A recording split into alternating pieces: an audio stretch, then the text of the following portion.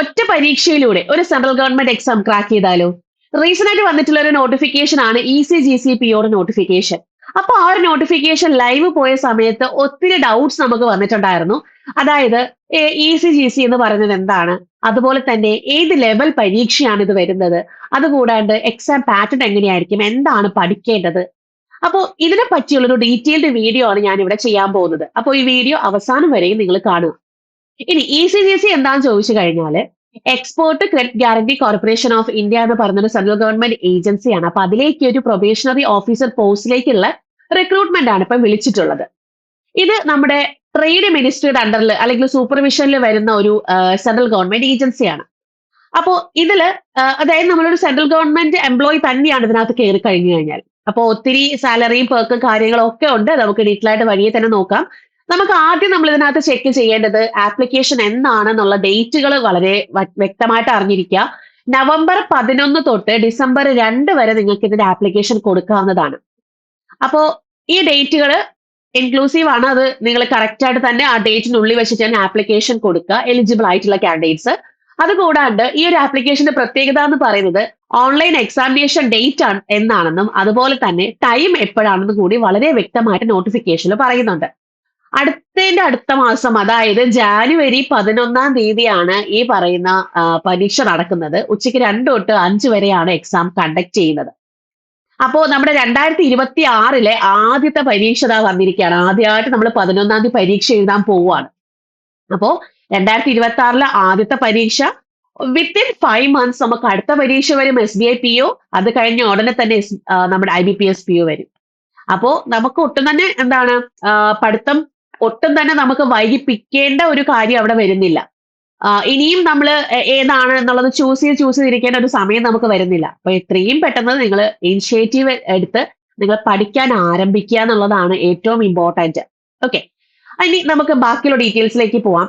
ഇനി നമ്മുടെ eligibility criteria എന്താണെന്ന് അറിയണം. അതിന് മുന്നേ ടോട്ടൽ വേക്കൻസി നമുക്ക് വന്നിട്ടുള്ളത് 30 വേക്കൻസീസ് ആണ്.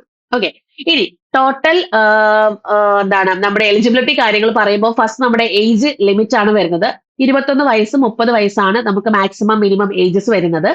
അതുപോലെ തന്നെ ഡേറ്റും മന്ത് തരുന്നുണ്ട്. നമുക്ക് ക്രൂഷ്യൽ ഡേറ്റ് തരുന്നുണ്ട്. അതായത് 2/11/95 1/11/2004 ബിറ്റ്വീൻ ആയിട്ടുള്ള ആൾക്കാർക്കാണ് ഈ ഒരു എക്സാം അപ്ലൈ ചെയ്യാൻ സാധിക്കുക. കൂടാണ്ട് ഏജ് റിലാക്സേഷൻ ഇവിടെ പറയുന്നുണ്ട്. നമ്മൾ സാധാരണ റിലാക്സേഷൻ പറയുന്ന പോലെ തന്നെയാണ്. SC/STക്ക് 5 വർഷത്തെ റിലാക്സേഷൻ ആണ്. OBCയിലെ നോൺ ക്രീമി ലെയറിനാണ് 3 വർഷത്തെ റിലാക്സേഷൻ ഉള്ളത്. പിന്നെ PWBD കാൻഡിഡേറ്റ്സിനാണെങ്കിൽ 10 വർഷത്തെ റിലാക്സേഷൻ ഉണ്ട്. പിന്നെ എക്സ് സർവീസ് മെന്നും അതുപോലെ തന്നെ കമ്മീഷൻഡ് ഓഫീസേഴ്സ്, അതിൽ എമർജൻസി കമ്മീഷൻഡ് ഓഫീസേഴ്സും ഇൻക്ലൂഡ് ചെയ്യും. അതുപോലെ തന്നെ ഷോർട്ട് സർവീസ് കമ്മീഷൻഡ് ഓഫീസേഴ്സും, അതായത് അവർ 5 ഇയേഴ്സ് അറ്റ്ലീസ്റ്റ് അവർ സർവീസ് റെൻഡർ ചെയ്തിട്ടുണ്ടെന്നുണ്ടെങ്കിൽ അവർക്ക് 5 വർഷം, അങ്ങനെയുള്ളവർക്കും 5 വർഷത്തേക്ക് എന്താണ് ഏജ് റിലാക്സേഷൻ അവിടെ പറയുന്നുണ്ട്. ഓക്കെ, അപ്പൊ ഇതാണ് ഏജ് ലിമിറ്റ്. ഇനി നമുക്ക് ഏറ്റവും ഇമ്പോർട്ടന്റ് ആയിട്ട് വരുന്ന ക്വാളിഫിക്കേഷൻ ആണ്. ഇനി ഒത്തിരി പേർക്ക് ഡൗട്ട് വരുന്നതാണ്, നമുക്ക് ഞാൻ ഇന്ന ക്വാളിഫൈഡ് ആയിട്ടുള്ള ഒരു ആളാണ്, എനിക്ക് അപ്ലൈ ചെയ്യാൻ പറ്റുമോ? എനി ഡിഗ്രി ആണ് ഇവിടെ പറയുന്നത്. അതായത് നിങ്ങൾക്കൊരു ഡിഗ്രി ഉണ്ടായിരിക്കണം, അല്ലെങ്കിൽ നിങ്ങളൊരു ഗ്രാജുവേറ്റ് ആയിരിക്കണം എന്നുള്ളൊരു കാര്യമേ പറയുന്നുള്ളൂ. അല്ലാതെ ഇന്ന സ്ട്രീമിൽ നിന്ന് ഗ്രാജുവേഷൻ എടുക്കണം എന്നുള്ള കാര്യങ്ങളൊന്നും ഇവിടെ പറയുന്നില്ല. ഏതൊരു സ്ട്രീമിൽ നിന്നായിരുന്നാലും നിങ്ങളൊരു ഗ്രാജുവേറ്റ് ആയിരിക്കുക എന്നുള്ളത് ഒറ്റ കാര്യം. അതുപോലെ തന്നെ നിങ്ങൾ ആപ്ലിക്കേഷൻ കൊടുക്കുന്ന സമയത്ത് നിങ്ങളുടെ കയ്യിൽ സർട്ടിഫിക്കറ്റ്, വാലിഡ് സർട്ടിഫിക്കറ്റ് അല്ലെങ്കിൽ വാലിഡ് മാർക്ക് ഷീറ്റ് ഉണ്ടായിരിക്കണം എന്നുള്ളൊരു കണ്ടീഷൻ മാത്രമേ അവരവിടെ വയ്ക്കുന്നുള്ളൂ. അപ്പോൾ എനി ഗ്രാജുവേറ്റ്സിന് എന്ത് ചെയ്യാം, അപ്ലൈ ചെയ്യാൻ പറ്റും. ഓക്കെ, അപ്പൊ ആ ഡൗട്ട് കഴിഞ്ഞല്ലോ. അടുത്ത് ഈ ഒരു പോസ്റ്റിന്റെ സാലറി നമുക്ക് നോട്ടിഫിക്കേഷനിൽ തന്നെ നമുക്ക് വളരെ വ്യക്തമായിട്ട് പറയുന്നുണ്ട്. ബേസിക് പേ തന്നെ 88,635, അതായത് 88,635 രൂപയാണ് ബേസിക് പേ. അപ്പോ നമുക്ക് നമ്മുടെ എന്താണ് ഡെക്ഷൻസും അലവൻസും എല്ലാം കൂടെ ഒക്കെ കഴിഞ്ഞതിന് ശേഷം നമുക്ക് ഒരു മിനിമം 1 lakh നമ്മുടെ കയ്യിൽ എന്താണ് ഇൻ ഹാൻഡ് സാലറി ആയിട്ട് നമുക്ക് വാങ്ങിക്കാൻ പറ്റും. അതുപോലെ തന്നെ അവർ പറയുന്നുണ്ട് മുംബൈയിൽ റിസൈഡ് ചെയ്യുകയാണെങ്കിൽ മുംബൈയിൽ പോസ്റ്റിംഗ് കിട്ടുന്ന ഒരു കാര്യം കൂടെ അത് പറയുന്നുണ്ട്. അവിടെ നമ്മളെ കമ്പനി കോസ്റ്റ് എന്ന് പറയുന്നത് അവർക്ക് പെർ ആനം 20 lakhs ആണെന്നുള്ള കാര്യം അവിടെ വളരെ വ്യക്തമായിട്ട് പറയുന്നുണ്ട്. അതായത് മുംബൈയിലാണ് നമുക്ക് കിട്ടുന്നത്, മുംബൈയിൽ റിസൈഡ് മീൻസ് പോസ്റ്റിംഗ് കിട്ടുന്ന ആൾക്ക്. അതുപോലെ തന്നെ അലവൻസും നോട്ടിഫിക്കേഷനകത്ത് പറയുന്നുണ്ട് ഏതൊക്കെ അലവൻസ് ആണ് നമുക്ക് തരുന്നത് എന്നുള്ളത്. അതിൽ ഡിയർനെസ് അലവൻസ് എല്ലാ ഗവൺമെന്റ് എംപ്ലോയീസിന് കിട്ടുന്ന പോലെ ഡിയർനെസ് അലവൻസ് ഉണ്ട്. കൂടാണ്ട് ഹൗസ് റെന്റ് അലവൻസ് അല്ലെങ്കിൽ ഹൗസ് ലീസ് റീഇംബേഴ്സ്മെന്റ് ഉണ്ട്. പിന്നെ ട്രാൻസ്പോർട്ട് അലവൻസ് ഉണ്ട്. അതുപോലെ മെഡിക്കൽ അലവൻസും ഉണ്ട്. ന്യൂസ് പേപ്പർ അലവൻസ് ഉണ്ട്. മീൽ കൂപ്പണുകൾ കിട്ടും. അതുപോലെ തന്നെ റീഇംബേഴ്സ്മെന്റ് ഓഫ് മൊബൈൽ ഫോണുകൾ ഉണ്ടായിരിക്കും. മൊബൈൽ ഹാൻഡ്സെറ്റും ബ്രീഫ് കേസ് അലവൻസും കാര്യങ്ങൾ ഉണ്ടായിരിക്കും. ഫർണിച്ചർ അലവൻസ് ഉണ്ട്. ഹൗസ് ഹോൾഡ് ഹെൽപ്പ് അലവൻസസ് ഉണ്ട്. അതുപോലെ ഒത്തിരി ഒത്തിരി ഒത്തിരി കമ്പനി പ്രൊവൈഡ് ചെയ്യുന്ന ഒത്തിരി ഒത്തിരി ഒത്തിരി അലവൻസ് നമുക്ക് അവിടെയും കിട്ടും. എക്സെട്ര എന്ന് പറഞ്ഞ് നമുക്ക് തന്നിരിക്കുകയാണ്. അപ്പം ഒത്തിരി അലവൻസും കാര്യങ്ങളും എല്ലാം വന്നിട്ടുള്ള ബേസിക് പേ 88,635 റുപ്പീസിൽ സ്റ്റാർട്ട് ചെയ്യുന്ന ഒരു എന്താണ് സാലറി പാക്കേജ് ആണ് നമുക്ക് ECGC പ്രൊവൈഡ് ചെയ്യുന്നത്. അപ്പൊ എന്തുകൊണ്ടും ഇനിയും മടിച്ചിരിക്കാണ്ട് പഠനം ആരംഭിക്കേണ്ട സമയം ആയിരിക്കുകയാണ്. ഒരു റോയൽ എന്താ പറയാ പോസ്റ്റിംഗ് തന്നെയാണ് നമുക്ക് കിട്ടാൻ പോകുന്നത്. ഓക്കെ, അതൊരിക്കലും അതായത് ഒരു ഗോൾഡൻ ഓപ്പർച്യൂണിറ്റിയാണ്. അതൊരിക്കലും നമ്മൾ എന്ത് ചെയ്യരുത്, അത് നമ്മൾ വെറുതെ മിസ് ആക്കരുത് എന്നുള്ളതാണ് എനിക്ക് മെയിൻ ആയിട്ടും പറയാനുള്ളത്. ഓക്കെ, ഇനി നെക്സ്റ്റ് എന്ന് പറയുന്നത് നമ്മുടെ എക്സാം പാറ്റേൺ ആണ്. എക്സാം പാറ്റേൺ വരുമ്പോ ഇതിനകത്ത് സിംഗിൾ എക്സാം ആണെന്നുള്ള കാര്യം ഞാൻ പറഞ്ഞിട്ടുണ്ട്. അപ്പൊ ഇതില് എക്സാം പാറ്റേൺ തന്നെ നോക്കിക്കേ. നമുക്ക് റീസണിങ് വരുന്നുണ്ട്, ഇംഗ്ലീഷ് വരുന്നുണ്ട്, computer knowledge, general awareness, QA. എന്താണോ നമ്മുടെ ബാങ്കിങ്ങിന്റെ പാറ്റേൺ, ആ സെയിം പാറ്റേൺ തന്നെയാണ് നമുക്ക് എക്സാം പാറ്റേൺ ആയിട്ട് വന്നിട്ടുള്ളത്. ഇപ്പൊ റീസണിങ് 50 ക്വസ്റ്റ്യൻ 50 മാർക്ക് 40 മിനിറ്റിനാണ്. ഇംഗ്ലീഷ് 40 ക്വസ്റ്റ്യൻ 40 മാർക്ക് 30 മിനിറ്റ് തന്നെയാണ്. നെക്സ്റ്റ് കമ്പ്യൂട്ടർ അവയർനെസ് ആണെങ്കിലോ 20 ക്വസ്റ്റ്യൻ 20 മാർക്ക് 10 മിനിറ്റ്.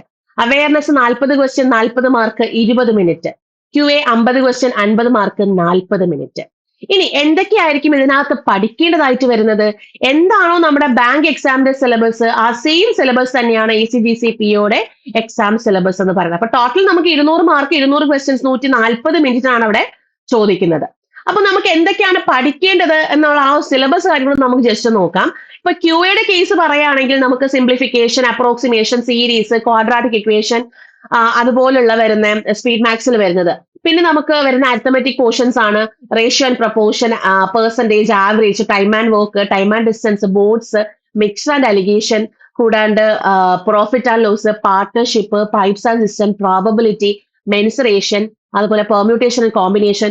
അത് മാത്രമല്ല ഒരു കാര്യം കൂടെ അവിടെ ഉണ്ട്, ഡേറ്റ ഇന്റർപ്രിട്ടേഷനും അതുപോലെ എന്താണ് ഡേറ്റ സഫിഷ്യൻസിയും.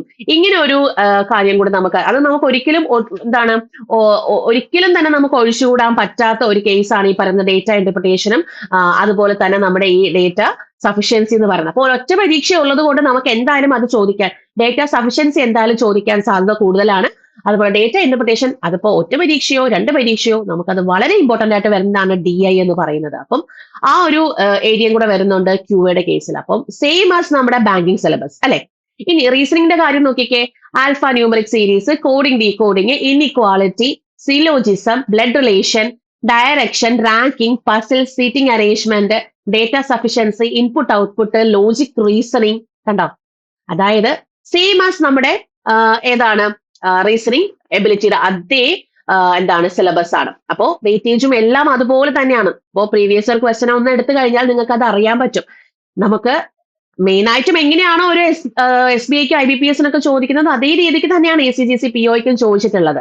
ഓക്കെ, ഇനി നെക്സ്റ്റ് എന്ന് പറയുന്നത് നമ്മുടെ കമ്പ്യൂട്ടർ ആണ്. കമ്പ്യൂട്ടർ എന്ന് പറയുമ്പോൾ നമ്മൾ IBPS RRB POയ്ക്ക് ഒക്കെ പഠിക്കുന്നില്ലേ, അതുപോലെ തന്നെ കമ്പ്യൂട്ടറിന് നിങ്ങൾ പ്രിപ്പറേഷൻസ് ആ പ്രിപ്പറേഷൻ കറക്റ്റ് ആയിട്ട് കൊണ്ടുപോവാം.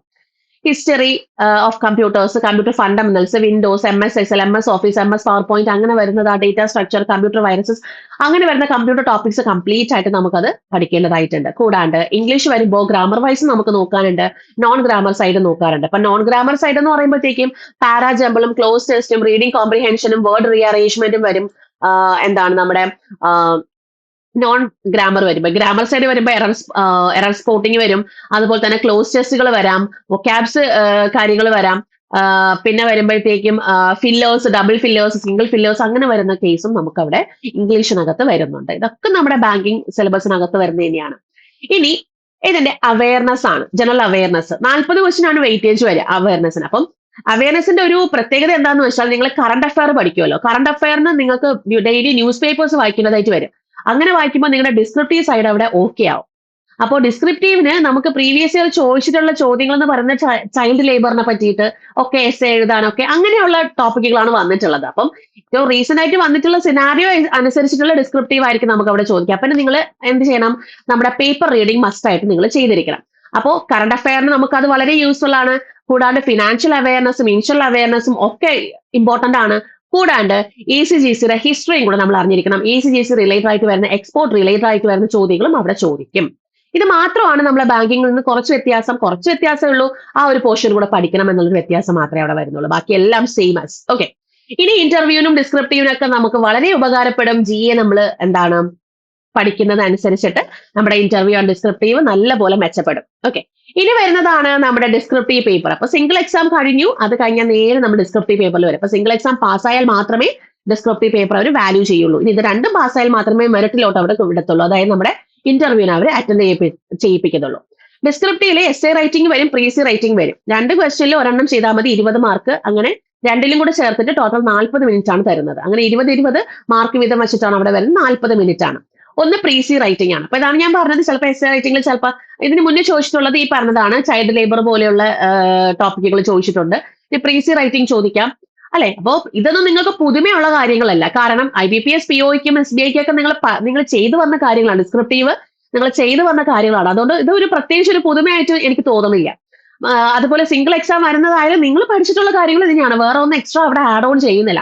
ചിലപ്പോൾ ആഡ് ഓൺ ചെയ്യുന്നത് ചിലപ്പോൾ എക്സ്പോർട്ട് റിലേറ്റഡ് ആയിട്ട് വരുന്ന കുറച്ച് അവയർനെസ് അത്രയും മാത്രമേ വരുന്നുള്ളൂ. ECGC റിലേറ്റഡ് ആയിട്ട് വരുന്ന കുറച്ച് അവയർനെസ് അത് മാത്രമേ നിങ്ങൾക്ക് അവിടെ ആഡ് ഓൺ ആയിട്ട് വരുന്നുള്ളൂ. ബാക്കിയെല്ലാം നമ്മൾ സെയിം. നിങ്ങൾ ഈ 25th അതായത് നമ്മുടെ 2025 സ്റ്റാർട്ട് ചെയ്ത ഒരു കുട്ടിയാണ്, പഠിക്കാൻ സ്റ്റാർട്ട് ചെയ്ത കുട്ടിയാണെങ്കിൽ ഒരു 24 സ്റ്റാർട്ട് ചെയ്യാൻ കുട്ടിയാണെന്നുണ്ടെങ്കിൽ നിങ്ങൾ ഈ പറഞ്ഞ പാറ്റേണിലൂടെ നിങ്ങൾ കടന്നു പോയിട്ടുള്ള ആൾക്കാരാണ്. ഇനി ഫ്യൂച്ചറിലേക്ക് നിങ്ങൾ ഇപ്പം ഡിഗ്രിയെ കഴിഞ്ഞിട്ട് അടുത്തിനി എന്തെന്ന് വിചാരിച്ചിരിക്കുന്ന കുട്ടികളുണ്ടാവും. നിങ്ങൾ തീർച്ചയായിട്ടും ബാങ്കിങ് മേഖല ചൂസ് ചെയ്തോളൂ. അതിൽ ഇപ്പോൾ നിങ്ങൾക്ക് ആദ്യമായിട്ട് ഒന്ന് എഴുതി നോക്കാൻ പറ്റുന്ന പരീക്ഷയായിരിക്കും ECGC POയുടെ പരീക്ഷ. ഒന്ന് അപ്ലൈ ചെയ്തിട്ട് ഒന്ന് എഴുതി നോക്കൂ. അപ്പൊ അതിന് മുന്നേ കുറച്ച് പ്രിപ്പറേഷൻ എടുക്കാമല്ലോ. കുറച്ച് പ്രിപ്പറേഷൻ എന്ന് പറയുമ്പോൾ കുറച്ച് കോൺസെപ്റ്റുകൾ ക്ലിയർ ചെയ്യുക, കുറച്ച് വർക്കൗട്ട് പ്രോബ്ലംസ് ഒക്കെ ചെയ്യുക. അപ്പോൾ ചെയ്യുമ്പോഴത്തേക്കും ഫസ്റ്റ് തന്നെ ഞാൻ കിട്ടും എന്നുള്ള കാര്യം പറയണില്ല.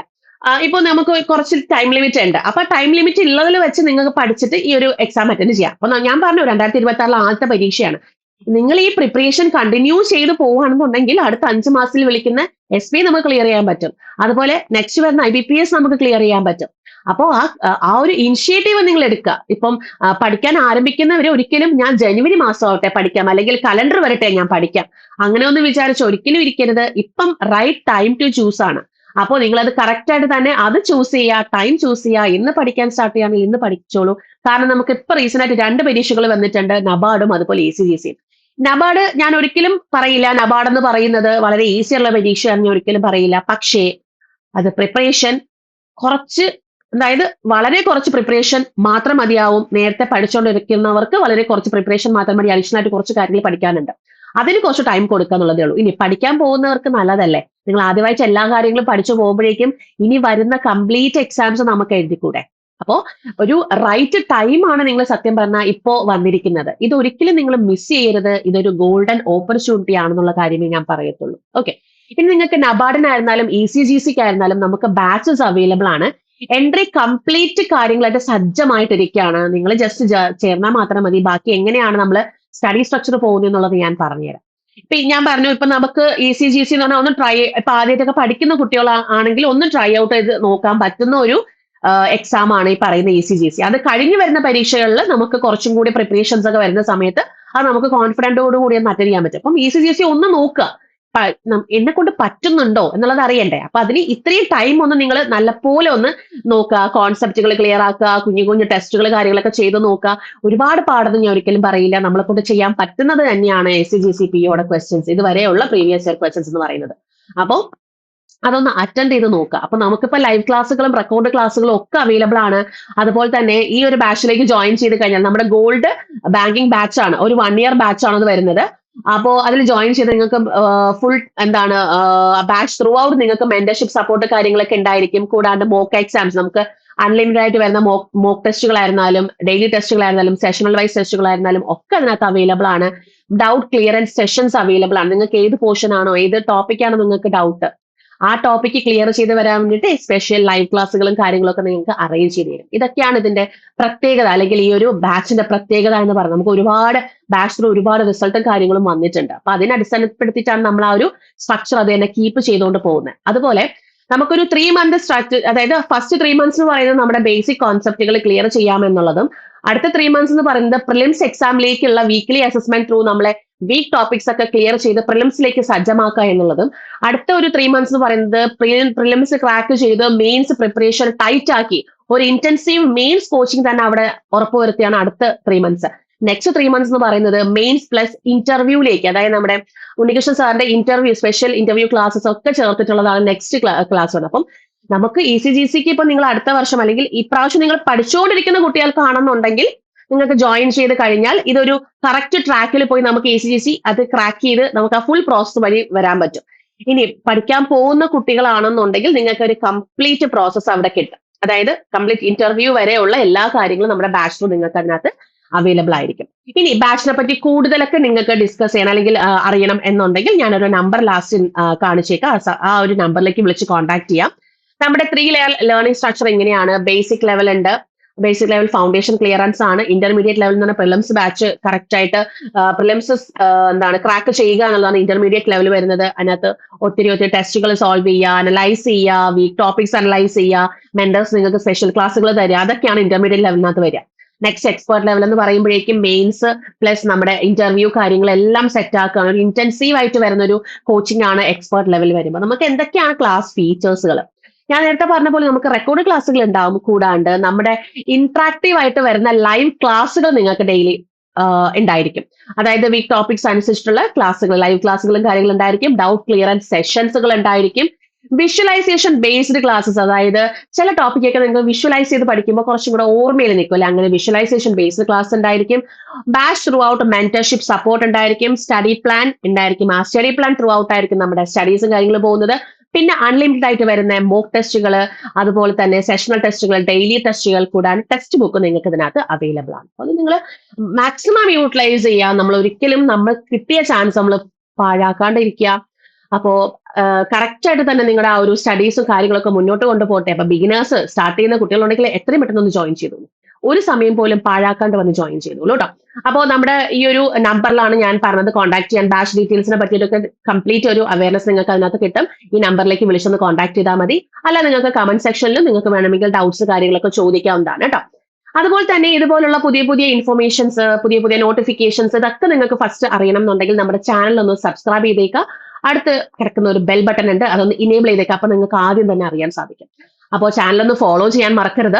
അപ്പോൾ നമുക്ക് എന്തായാലും അടുത്ത ക്ലാസ്സിൽ പുതിയൊരു വീഡിയോ ആയിട്ട് കാണാം. അപ്പൊ അതുവരേക്കും താങ്ക് യു, ബൈ.